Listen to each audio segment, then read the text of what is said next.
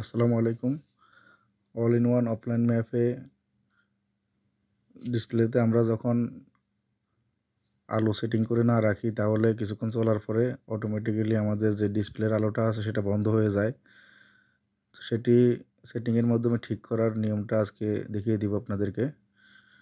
প্রথমে আমরা সেটিংয়ে যাব, মেনুতে যাইয়ে সেটিংয়ে গেলে এখানে স্ক্রিন অলওয়েজ অন যে লেখাটা আছে এটার মধ্যে টিক চিহ্ন দিয়ে দিব, তাহলে ডিসপ্লের আলোটা আর কখনো বন্ধ হবে না।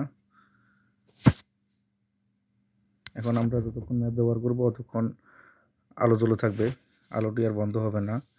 আর এই সেটিংটা যদি না করি তাহলে কিছুক্ষণ চলার পরে আমাদের যে স্ক্রিন টাইম দেওয়া আছে, কারো 2 মিনিট, কারো 5 মিনিট, কারো 10 সেকেন্ড পরেই স্ক্রিনে আলো বন্ধ হয়ে যায়।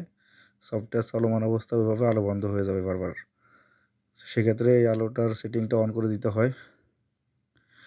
আর ম্যাপের কালার চেঞ্জ করার জন্য আমাদেরকে ম্যাপের অপশনে যেতে হবে। এটা হচ্ছে ম্যাপের অপশন।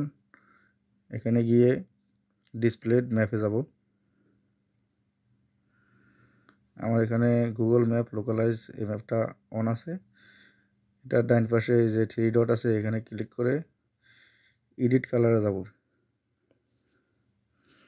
এখন আমি আমার পছন্দ মতো এটার কালার বাড়াইতে পারবো, কমাইতে পারবো, বা আমার যেরকম পছন্দ, যে কালার আমার ভালো লাগে বা ডিসপ্লেতে আমার স্যাটিসফাই হয়, দেখতে সমস্যা হয় না, বা রাতের বেলাও দেখা যাবে, আমার মন মতো করে আমি কালারগুলো চেঞ্জ করে নিতে পারবো এভাবে।